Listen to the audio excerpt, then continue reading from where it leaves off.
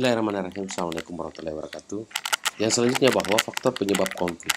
Nah, konflik itu bisa terjadi karena perbedaan individu, beda karakter yang meliputi perbedaan pendirian dan perasaan. Setiap manusia individu yang unik.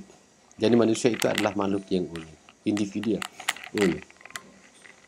Antara satu sama lain dengan manusia itu tidak ada yang sama.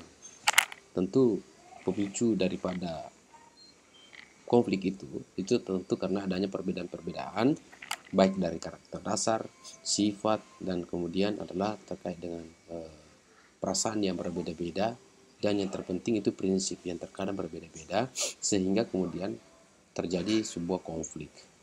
Yang terkadang pada sisi tersebut, terkadang pihak sana menganggap bahwa dia adalah benar, tapi di sini adalah salah, sedangkan pihak sini mengatakan salah benar dan pihak sana adalah salah. Yang sesungguhnya klaim-klaim kebenaran itu oleh karena berlandaskan pada sebuah pendirian dan perasaan karakter sifat, itulah kemudian yang terkadang terjadi suatu benturan.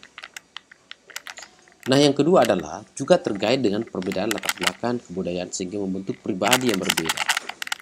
Perbedaan daripada latar belakang kebudayaan maksudnya di sini adalah itu digambarkan pada sebuah perbedaan dan latar belakang yang terkait dengan baik perbedaan dari segi keluarga, dari segi lingkungan, kemudian teman, kantor, atau kemudian adalah perbedaan dari segi tempat mereka lahir. Ya, saya menduga mungkin kita ini kalau lama-lama juga tinggal di Cina, negara Cina juga mungkin akan lambat laun untuk kemudian mata kita sipit. Kenapa? Karena kemudian untuk mengimbangi alam, mengimbangi suasana, mungkin akan berbeda.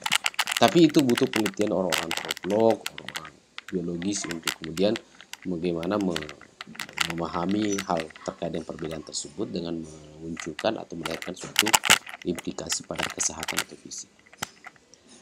Nah, kemudian perbedaan kepentingan antar individu dan kelompok. Setiap orang punya pikiran, setiap orang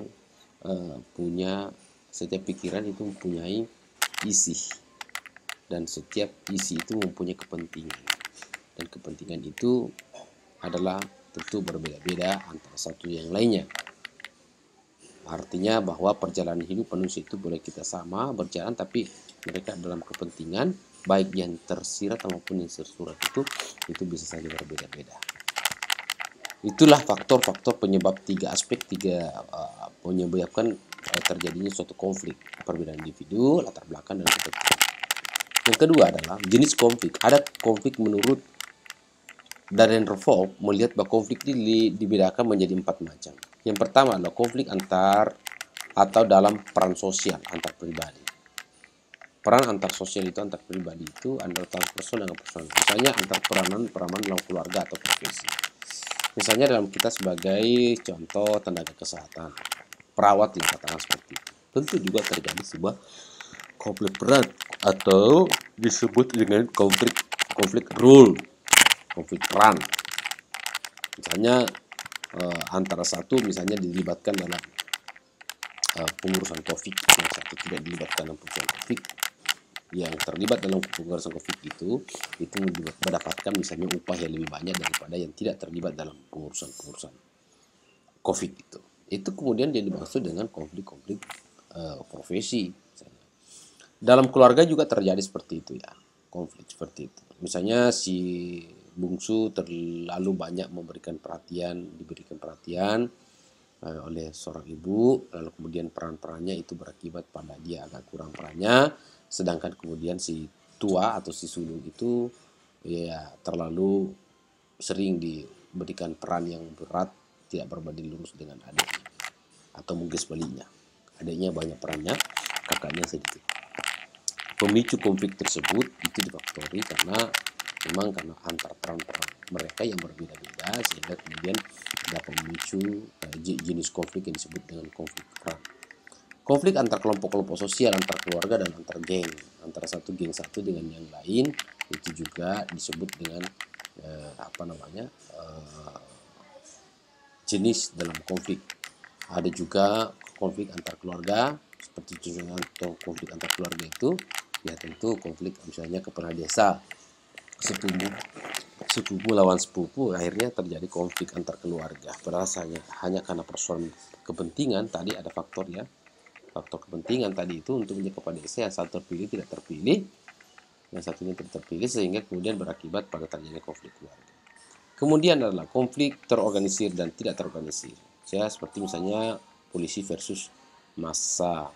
Ya, ini kemudian tentu tidak terorganisir secara tiba-tiba, secara lahir tampak kemudian direkayasa, tetapi itu suatu sebab akibat yang terjadinya konflik.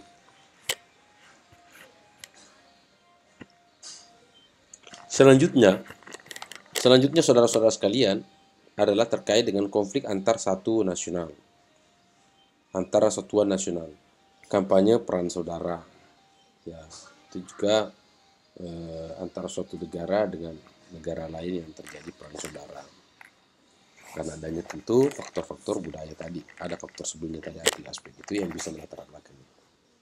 Konflik antar atau tidak antar agama. Ya, antar tidak antar agama itu bisa saja terjadi antara agama Islam dengan agama Islam itu sendiri. Ya, para ulama sendiri yang saling konflik, memberikan sebuah bahasa yang berbeda-beda, memberikan sebuah argumentasi yang berbeda, sehingga terjadi suatu konflik perbedaan pendapat, dengan mencoba untuk membawa pendapatnya sendiri, tidak mencoba untuk kemudian menerima sebuah argumentasi yang diberikan oleh ulama lain. Itu dapat saja terjadi tidak antar agama atau interagama. Kalau antar agama itu maksudnya adalah antar agama, satu agama dengan agama lain. Sekira Bapak Ibu sekalian bisa paham terkait dengan itu. Konflik antar politik itu antar partai politik, antara Golkar apa kepentingannya, misalnya Megawati kepentingannya apa sebagai PDI, kemudian adalah partai-partai lain yang memiliki sebuah konflik. Selanjutnya saudara sekalian, apa sebenarnya yang menjadi akibat daripada konflik tersebut? Akibat daripada konflik tersebut, yang pertama, hasil dari sebuah konflik adalah sebagai berikut: meningkatkan solidaritas sesama anggota kelompok. Dapat saja terjadi peningkatan solidaritas dengan adanya konflik antara satu dengan yang lain, kelompok satu dengan kelompok lain, itu kemudian berakibat pada adanya adanya sebuah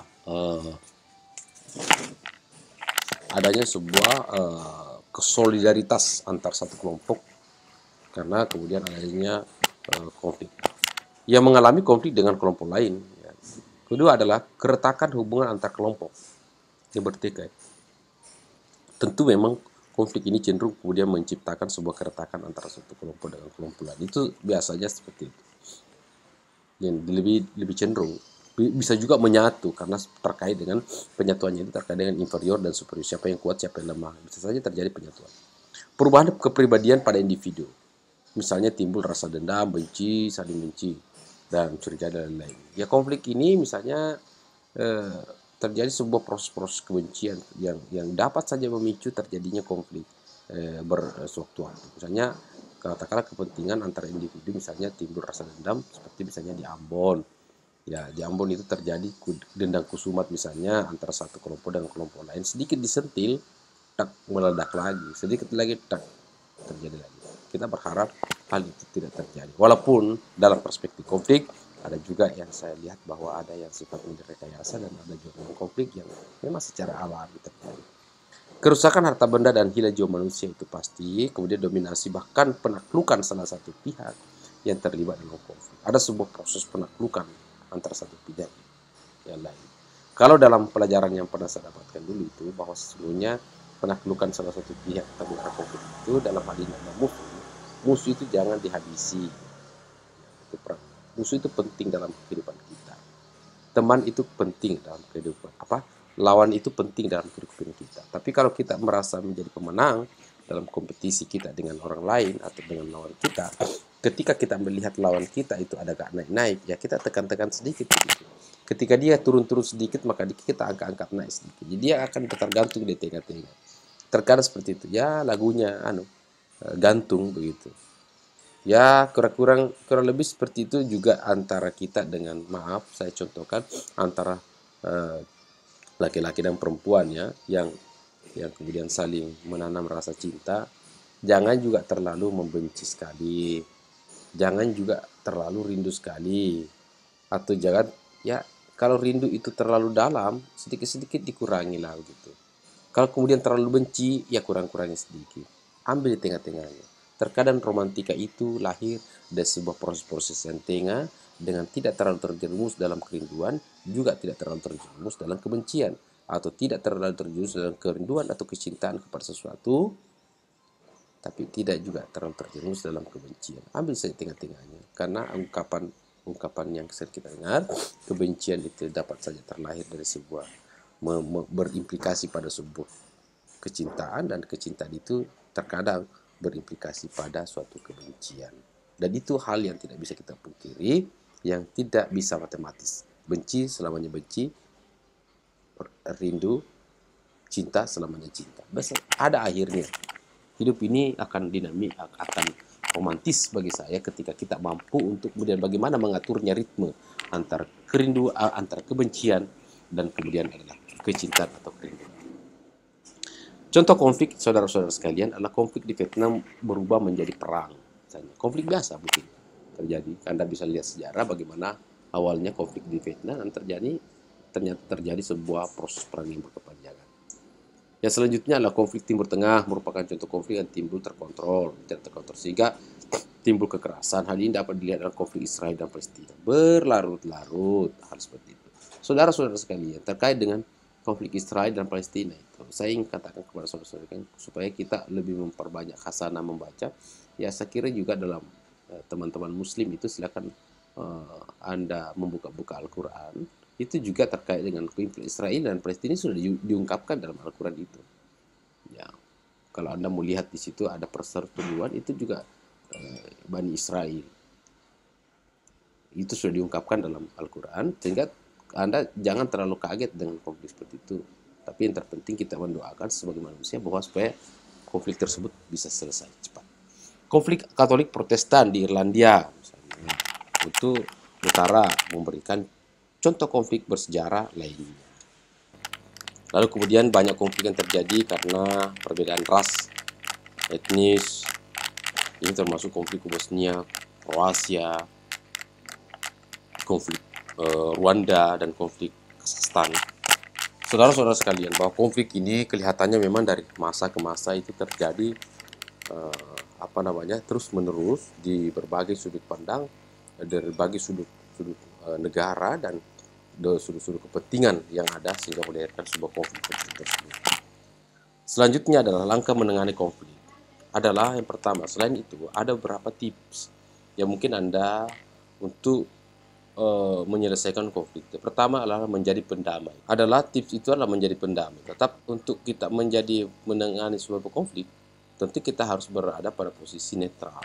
Harus posisi netral, harus posisi pendamai, berdamai gitu. Sehingga tidak terjadi kemudian konflik yang berkepanjangan. Saya melihat bahwa untuk bisa menjadi pendamai itu memang ada syarat-syarat yang saya tentukan, kemukakan sebelumnya di materi sebelumnya, tapi sebagai pendamai itu juga harus memiliki suatu syarat ketokohan. Saya bisa melihat bahwa katakanlah dalam konflik yang terjadi antara GAM dengan RI waktu itu, ada kehadiran Yusuf Kalla sebagai tokoh yang dapat diterima oleh kalangan, sehingga terjadi kemudian proses penyelesaian terjadi. Di Ambon juga seperti itu misalnya. Ada Yusuf Kalla yang mencoba untuk kemudian menjadi juru damai, juru lobbying lah gitu, juru negosiasi, yang kemudian mencoba untuk kembali menyatukan konflik yang terjadi misalnya di Ambon, kemudian di Aceh. Kita sangat bersyukur dan kemudian bangga dengan beliau sebagai tokoh nasional waktu itu menjadi wakil presiden dan mampu menyelesaikan beberapa konflik yang ada. Walaupun setelah itu akan muncul lagi, mungkin dalam bentuk yang berbeda dan di daerah lain dan bentuk warna tersendiri konfliknya lagi. Sekalipun waktu itu wakil presiden tetap posisinya sebagai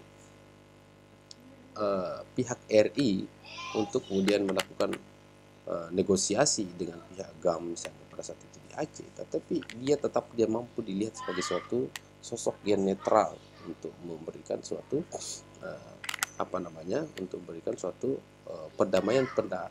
kedamaian pada para pihak misalnya. sehingga tidak terjadi lagi konflik hingga alhamdulillah sehingga sekarang ini. Yang kedua adalah dengarkan kedua atau lebih pihak. Saya pernah jelaskan sebelumnya bahwa memang menjadi suatu menjadi juru di dalam melakukan perdamaian terhadap konflik itu, tipsnya itu yang pertama adalah kita harus menjadi pendengar. Pembicara yang sukses itu akan terlahir dari para pendengar yang baik. Nah, untuk itu yang kedua mau membujuk pihak-pihak untuk bertanggung jawab. Artinya bahwa tetap bagaimanapun juga bahwa dalam konflik ini kan ada suatu pihak yang kemudian terlibat. Nah, tentu kemudian dengan maksud bahwa kita tetap memberikan beban dan tanggung jawab itu para pihak. Jangan pendamai ini yang kemudian menanggung semua beban-beban kedua belah pihak. Terkadang kan perbedaan kepentingan. Selanjutnya bahwa tetap netral. Jadi langkah yang menangani konflik itu seseorang itu tetap harus netral. Mau membujuk pihak-pihak atau bertanggung jawab, tentu adalah keberpensinya, tentu harus kita mampu untuk membujuk. Berarti kalau kemudian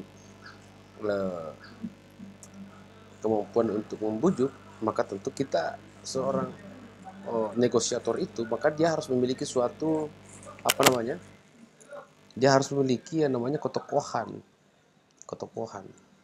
Kita bersyukur tempo hari kita bersyukur waktu itu negara kita dipimpin oleh salah satu wakil presiden yang mampu menjadi juru-juru damai di GAM, kemudian di beberapa daerah yang ada. Kemudian adalah satukan pihak-pihak yang berselisih paham. Tentu adalah kita mencoba untuk menyatukan, sekalipun lagi-lagi pada rumus penyatuan itu tidak berarti kepentingan itu adalah satu gitu loh. Saja antara yang satu kepentingannya lain dan kemudian satu juga demikian juga, sehingga kemudian kemampuan negosiator itu atau pihak lobbying itu untuk melakukan suatu penyatuan dan memberikan suatu kepentingan, menjawab semua kepentingan mereka. Beri semua pihak kesempatan berbicara. Yang terpenting adalah jangan mencoba untuk menskak, tapi memberikan pihak-pihak berbicara untuk kemudian mendengarkan apa yang menjadi sebenarnya substansi persoalannya. Dan mereka untuk memaafkan dan melupakan yang lalu. Jadi ada sebuah agium, saudara-saudara sekalian, bahwa dorong mereka untuk memaafkan dan melupakan yang lalu. Ada agium mengatakan bahwa memaafkan bukan berarti melupakan. Kalau mantan presiden Afrika Selatan mengatakan bahwa memaafkan tidak berarti melupakan.